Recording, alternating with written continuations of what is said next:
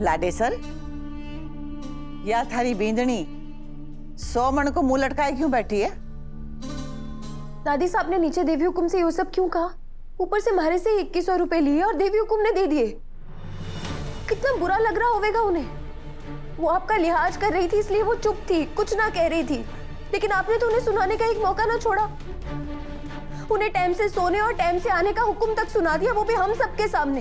तो क्या हो गया? जो बोला ठीक बोला। दादी साहब, वो देवी हुकुम है, देवी हुकुम। लेकिन आप उनके साथ वैसा बर्ताव कर रही हैं जैसा आप हमारे साथ करती हैं। देव सर, मैंने सोच लिया है, देवी हुकुम हमारे ब्रांड के लिए कोई फोटोशूट ना करेंगी। बस ये उनकी हैसियत को शोभा ना देवेगा। उन्होंने ये काम हमारे जैसी न जाने कितनी लड़कियों के साथ करवाया है, और आप ये चाहते हैं कि अब वो हमारे लिए ये काम करें? ना दादी साहब, कभी ना। मैं ये पाप ना कर सकूं। हमारे को इस पाप का भागीदार मत बनाइए, मत करवाइए हमारे से ये पाप। भगवान तो बाद में सजा देवेंगे, उससे पहले मैं खुद नहीं माफ ना कर पाऊंगी।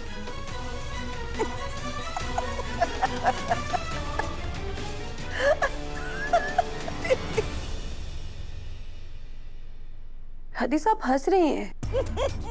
आप अभी चलिए हमारे साथ। मैं देवी हुकुम से अपनी बदतमीजी के लिए माफी मांगूंगी और आप उन्हें कल के लिए मना करेंगी। चलिए हमारे साथ। अरे हाँ दादी साहब, मासा भले ही कुछ ना कहें लेकिन उन्हें अच्छा नहीं लगेगा। और मुझे तो इस बात का डर है कि फोटो शूट का असर वसूल मासा के रिश्ते पर ना है।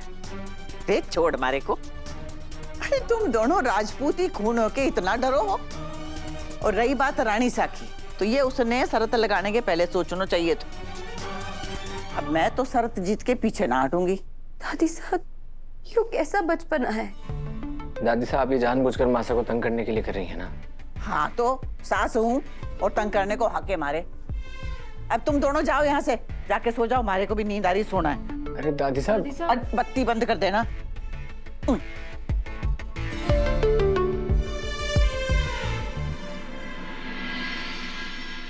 नहीं सा, अब इसकी कोई गुंजाइश ही नहीं है। अब ये मामला चंद्रिका सिंह चौहान के वादे का है।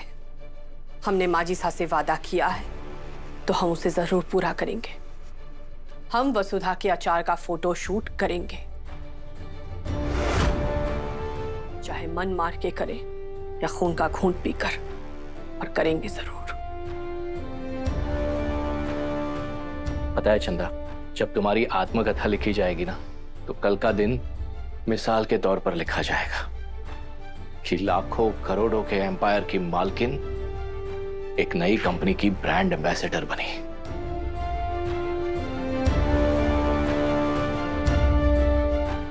हे भगवान, बस अब कल सब ठीक से हो जाए। दादी सा और मासा के बीच कोई नया बखेड़ा ना खड़ा हो जाए।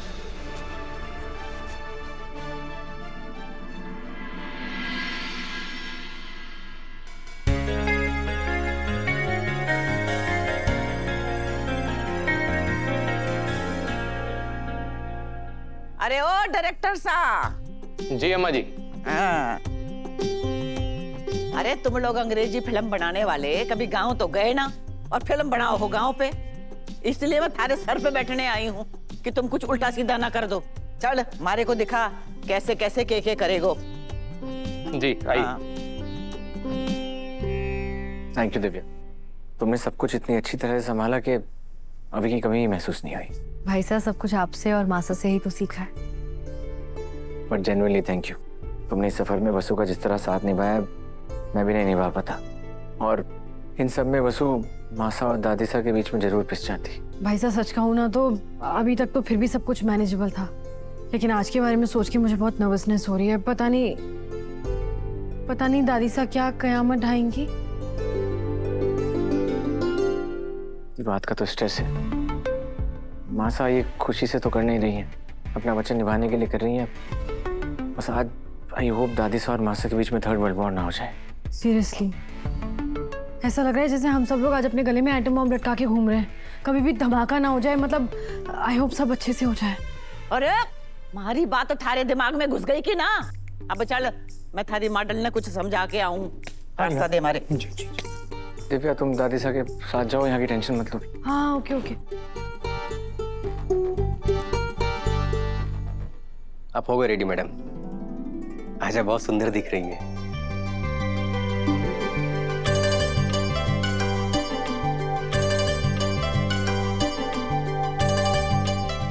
एक मिनट रुक जा बिंदनी, बैठ जरा, मारे देखने दे।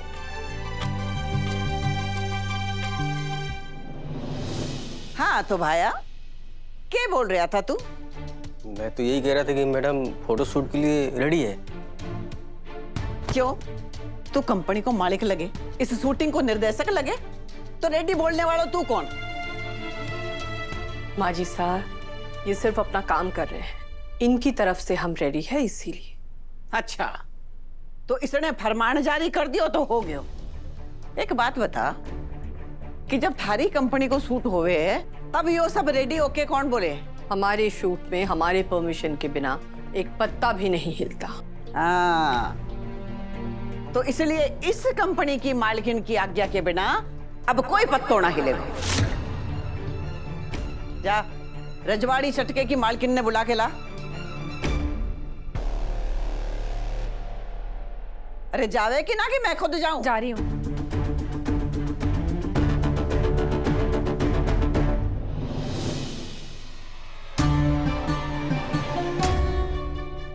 हे माता माई, आपने हमारे को कैसी मुसीबत में डाल दिया।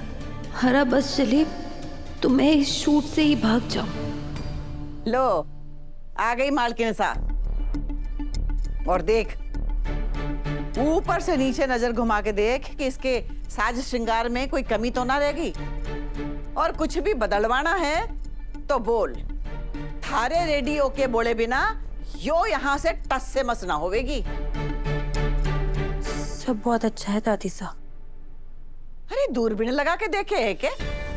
ठीक से देख और बता।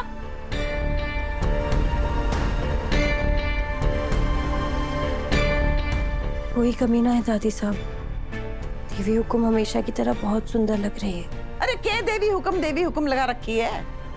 आज यो थारी मॉडल नहीं है, और कोई भी कमी रहेगी ना तो आज की थारी सारी फोटो शूट खराब हो जाएगी। अरे बोल ना, कोई कमी है के?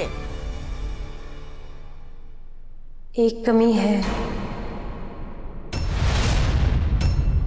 हाय मारा राम जी, अब नौकरानी मालकिन की कमियां निकालेगी? तू चुप कर, नहीं तो थारी सास से थारे को इस कमरे से बाहर निकाल देवेगी। चल बता वसूड़ी।